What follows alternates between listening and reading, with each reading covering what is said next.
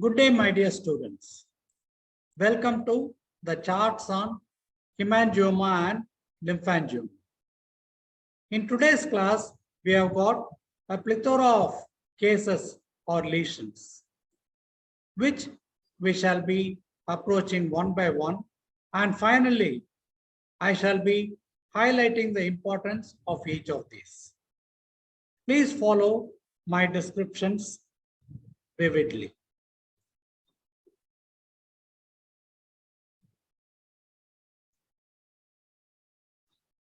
This is the first lesion I shall be taking up. All the lesions for the day, the hemangioma, the lymphangioma, and the cavernous hemangioma are all tumor-like lesions. They are abnormal proliferation of the normal tissue. And they are called as hamartoma also. So in the exam, they will be asking you, what is a hamartoma? What is a hemangioma?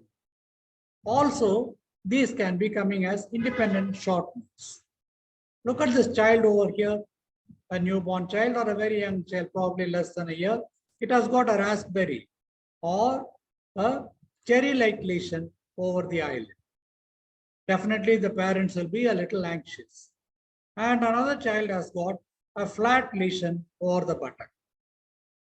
And when examined, we find that there are multiple nests of small caliber blood vessels. What are the small caliber blood vessels? Capillaries. So this is a case of capillary hemangioma. There is a vivid proliferation of all of these, but you find that there is no definite capsule. They are being separated by fibroconnective tissue, but there is no capsule that is surrounding the entire lesion. Secondly, why do I say it is a capillary? A capillary is a small caliber blood vessel. What are the layers of the blood vessel? Tunica intima, media, adventitia. Media is a muscle and adventitia. Both the media and the adventitia are absent in capillaries. That is point number one. The second point is you find that the lining endothelium will be bulging above the surface. We call it a hobnail pattern or a plump endothelial cell. So nests of cells separated by fibrous stroma, no definite capsule, and no muscle that is present. This is another slide that is showing the endothelium over here.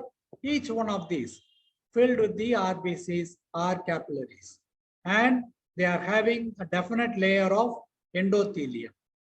This eosinophilic material in between is a stroma that is supporting it. Look at the RBCs, but in the exam we should not mention just RBCs. We must mention plump endothelial cells, which is exactly what we see over here. It is a higher magnification, and this dark blue is the nucleus. I am able to see plump endothelial cells. So this is a picture of a capillary hemangioma, very common in young children, newborn children, over the face, over the skin in the trunk or the buttocks. The next one is an opposite of it called the cavernous hemangioma. Look at this lesion. This is an adrenal, probably I can make out by means of the pyramidal shape of it. And there is a yellowish bit of fat. And there is also a large lesion, which is reddish, well circumscribed, but not capsulated. The cut surface also, because of the multiple large caliber blood vessels, it will be showing a honeycombed appearance. I'm sure that in many colleges, the cavernous hemangioma may be kept as a gross specimen.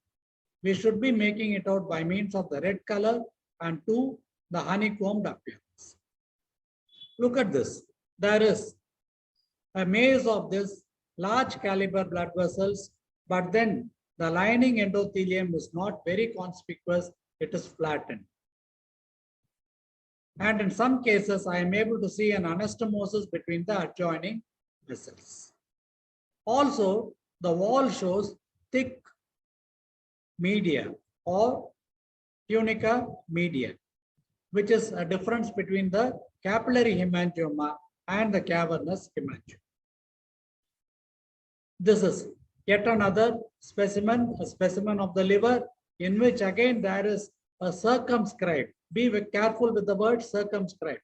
And on cut surface, I am finding multiple lobules of reddish structures, which are nothing but proliferated blood vessels. And these are all examples of cavernous hemangioma. The word cavernous means large, cave-like. That is why it is called as cavernous. And see exactly what is over here. It is a higher magnification. And here I am able to see some endothelial cells, but large caliber vessels, which are lined by the intima and walled by the media. They contain the RBCs. There can be anastomosis between. So large cave-like, and hence the name cavernous hemangioma. This is yet another organ where I am able to find a bluish red. Probably it is a venous proliferation that I'm seeing, separated by or supported by the stroma. So these are examples and descriptions of the cavernous hemangioma. As we had seen earlier, it can be seen in parenchymal organs, such as the adrenal or the spleen or the liver. It can also be seen in the skin, sometimes in the mesentery. There is a third lesion which is called the lymphangioma. Lymphangioma, obviously it contains lymph. Whenever we talk about vessels, you find that there will be the artery, there will be the vein. The excess of interstitial fluid is drained by means of the lymphatics. That is the story. But here, there is a proliferation of the lymphatic channels, and you find that there is a huge swelling by the side of the neck called the lymphangioma. Another case wherein there is a huge swelling, definitely alarming, but after surgery, there is nothing to worry about. This is one site where we can see a lymphangioma. Another one is the mesentery. Some books call them as cystic hygroma, which is a short question for you in pathology as well as in surgery. Cystic hygroma or lymphangioma. Coming back to the microscopy, I am finding large channels, just like your cavernous hemangioma. They are lined by flattened cells, but instead of RBCs, I am finding proteinaceous acellular material, eosinophilic material, which is nothing but the lymph. The whole thing is lymph. And to support my diagnosis, I am able to see small dark blue uniform cells, namely the lymphocytes, which can be seen along with it. So this is a lymphangioma or a cystic hygroma. Flattened cells, then lymph within the lumen, lymphocytes may be present in the wall. So these are the three things. You people may be asked a question on hamartoma. You will have to mention all the three. So a hamartoma is an abnormal proliferation of the normal tissue. A hemangioma, depending on the caliber of the vessel. If it is small, it is a capillary hemangioma. If it is large, it is a cavernous hemangioma. And if it is lymphatic channel, it is lymphangioma. Then what else do we have? Many a time you find the patient is not a child. We have a young adult who comes to the surgeon. They have got a nodular swelling above the skin. Look at this one. This is the skin surface, and I'm finding a nodular lesion over here, which is reddish. The surgeon might call it a hemangioma. Look at the microscopy over here. I'm finding the stratified squamous epithelium, which is nothing but the skin.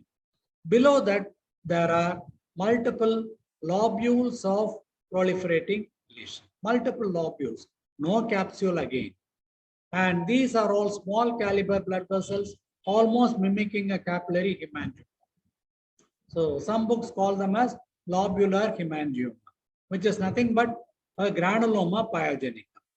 In addition, there can be, look at this dark dots over here, there can be inflammatory cells, mainly lymphocytes in the stroma. Now, why I have put this particular picture? This is called the collar button. Whenever you button a collar, rather a coat, you find that there will be part of the button outside and part of it is inside. Similarly, this particular lesion over here, part of it is above the surface and part will be below in the form of a figure of 8. A form of a figure of 8, a collar button fashion that is over there.